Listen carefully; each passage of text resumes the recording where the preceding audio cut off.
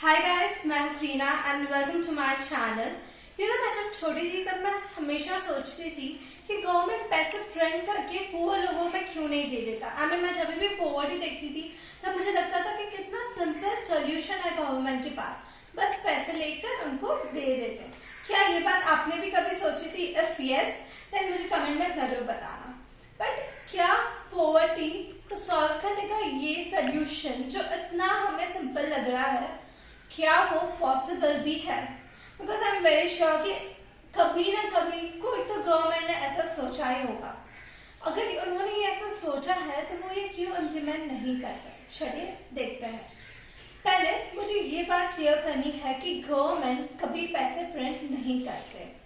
हमारे इकोनॉमी में कितने पैसे रहेंगे, कितना सप्लाई होगा, ये डिटरमाइन करते हैं हमारी कंट्री की सेंट्रल बैंक जो कि है आरबीआई।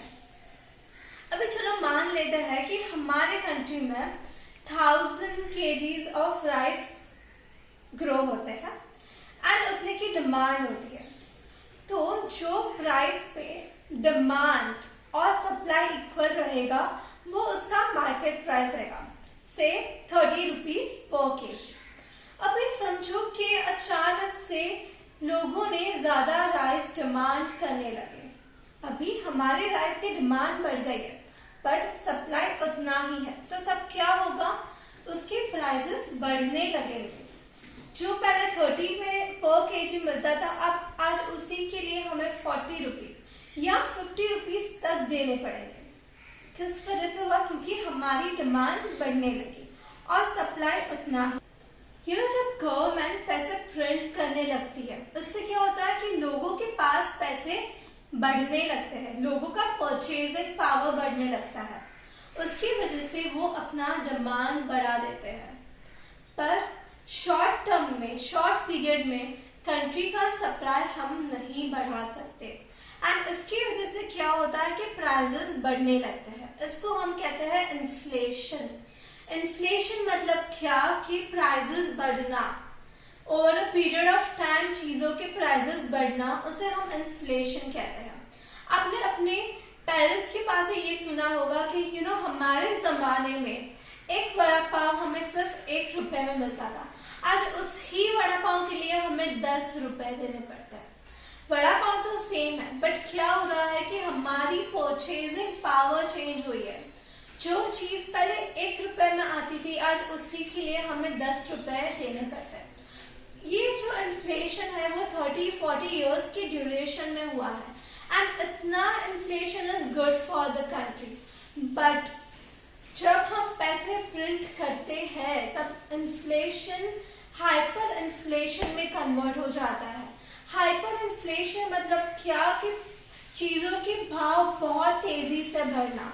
मैं आपको एक एग्जांपल देती हूँ जिम्बाब्वे का। आप ये यकीन नहीं करोगे, 2008 में जब डिप्रेशन आया था, जब ग्रेट डिप्रेशन आया था, जब सारी कंट्रीज की इकोनॉमीज डाउन चली गई थी, तब जिम्बाब्वे ने अपनी इकोनॉमी को ग्रो करने के लिए पैसे प्रिंट करना चालू कर दिया। अभी इससे क्या हुआ? जो चीज पहले 1 जिम्बाब्वे डॉलर की मिलती थी, इन्फ्लेशन के दौरान उसी चीज को खरीदने के लिए हमें 231 मिलियन जिम्बाब्वे डॉलर्स देने पड़ते थे। जब कंट्री अपनी नोट्स प्रिंट करती है ज्यादा, तो उसको उसके साथ साथ अपने प्रोडक्ट्स, अपने गुड्स और सर्विसेज को भी बढ़ाना पड़ेगा सो दैट डिमांड और सप्लाई इक्वल हो जाए और प्राइस स्टेबलाइज हो जाए। ये सिर्फ जिम्बाब्वे ने ही नहीं बट ये जर्मनी ने भी ये प्रॉब्लम फेस किया था 1923 के दौरान। तब चीजों के भाव इतने ज्यादा बढ़ गए थे कि पैसों की कोई वैल्यू नहीं थी।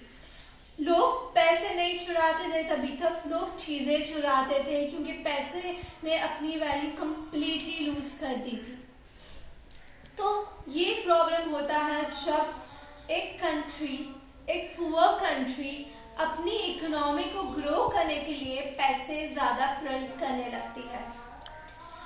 इससे क्या होता है कि हमारी परचेजिंग पावर कम हो जाती है, हमारे पैसों की परचेजिंग पावर कम हो जाती है, हमारा कॉस्ट ऑफ लिविंग बढ़ जाता है।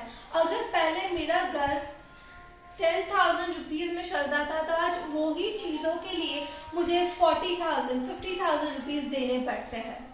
इसके साथ साथ क्या होता है कि जो हमारी सेविंग्स है, लोग सेविंग्स करना छोड़ देते हैं। क्यों? बिकॉज हम लोग सेव क्यों करते हैं? हम लोग उसका फ्यूचर में यूज कर सके। आज मैं अगर 1,000 रुपीज सेव कर रही हूँ तो मैं क्या सोचूंगी कि चलो 1 साल के बाद मैं वो 1,000 रुपीज यूज कर पाऊंगी। पर जब हाइपर इन्फ्लेशन होता है, जब चीजों के भाव इतने बढ़ने लगते हैं, तो आज जो चीज मुझे 1,000 रुपए में मिल रही है, कल उसी चीज के लिए मुझे 4,000 5,000 रुपए देने पड़ेंगे। तो मैं ये आप सोचिए, आप क्या सेव करोगे? नहीं, क्योंकि जब इन्फ्लेशन रेट हमारे इंटरेस्ट रेट से ज्यादा हो जाता है तब लोग सेव करना छोड़ देते हैं। अभी ये बात हुई नॉर्मली प्रिंट करने की, पुअर लोग को अपलिफ्ट करने के लिए। अगर हम लोग ऐसे में प्रिंट करेंगे तो ये प्रॉब्लम होता है।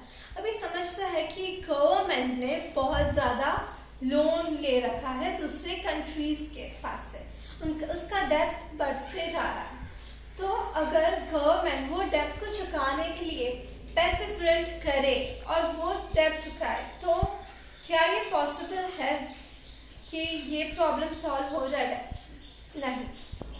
क्या होता है कि जब गवर्नमेंट लोगों के पास से, अपने कंट्रीज के पास से भी पैसे बोरो करती है in the form of bonds, okay, and उसके ऊपर वो इंटरेस्ट रेट पे करती है। जब लोगों की परचेजिंग पावर बढ़ जाएगी तब वो जो इंटरेस्ट रेट देती है लोगों को, वो इंटरेस्ट रेट इतनी अट्रैक्टिव नहीं रहेगी, एंड इसलिए लोग उनके बॉन्ड्स बाय करना बंद कर देंगे। और अगर वो इंटरेस्ट रेट को बढ़ाते भी हैं, पर उसके साथ साथ इन्फ्लेशन इतना ज्यादा है कि लोगों का गवर्नमेंट पर से भरोसा उठ गया, फिर भी लोग वो बॉन्ड्स को परचेज करेंगे नहीं। तो उससे क्या होगा? गवर्नमेंट को वापस बाहर से लोन लेना पड़ेगा, एंड वो लोन चुकाने के लिए उनको वापस प्रिंट करना पड़ेगा मनी। आप समझ रहे हो? वो जो ट्रैप है उसमें वो घुसते ही जाएंगे, वो बाहर निकल आ ही नहीं पाएंगे। ये जो हमने सिचुएशन की बात की, ये बात है पुअर कंट्रीज को लेकर। अभी समझता है कि जो चीज पुअर कंट्री को अप्लाई करती है, क्या वो चीज रिच कंट्रीज को भी अप्लाई करती है?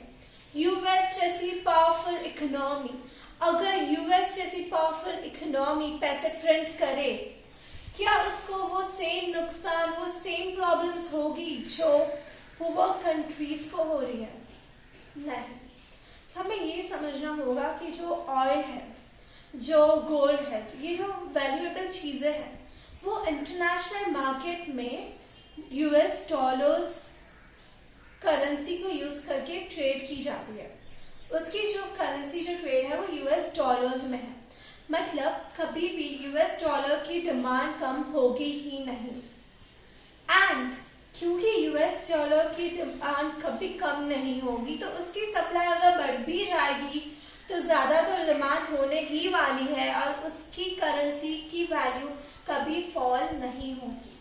तो ये जो हाइपर इन्फ्लेशन या इन्फ्लेशन का जो प्रॉब्लम फेस हो रहा है, वो सिर्फ पुअर कंट्रीज के लिए है, क्योंकि उनकी चीजों की उतनी डिमांड नहीं है जितनी की यूएस करेंसी की है।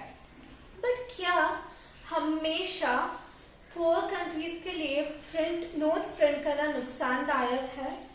नहीं, क्योंकि जब रिसेशन का समय आता है, जब डिमांड इतनी कम हो जाती है पर सप्लाई उतना ही है, जैसे कि अभी की सिचुएशन आप ले सकते हो, अभी सप्लाई है पर डिमांड नहीं है बिकॉज ऑफ 2 months लॉकडाउन।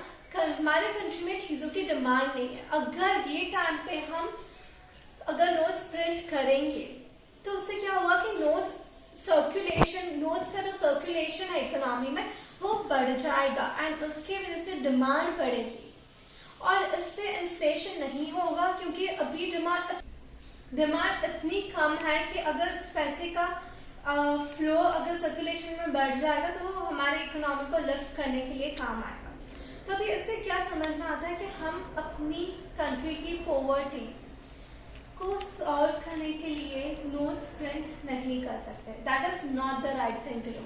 हम लोग क्या कर सकते हैं, हम लोगों को ज्यादा से ज्यादा स्किल कर सकते हैं, पुअर लोगों को स्किल्स प्रोवाइड कर सकते हैं जिससे कि उनको अच्छी से अच्छी जॉब्स मिले और उनमें से कुछ लोग अपना खुद का स्टार्टअप्स चालू कर सकते हैं जिससे एम्प्लॉयमेंट की अपॉर्चुनिटी वो दूसरों के लिए भी बढ़ाए.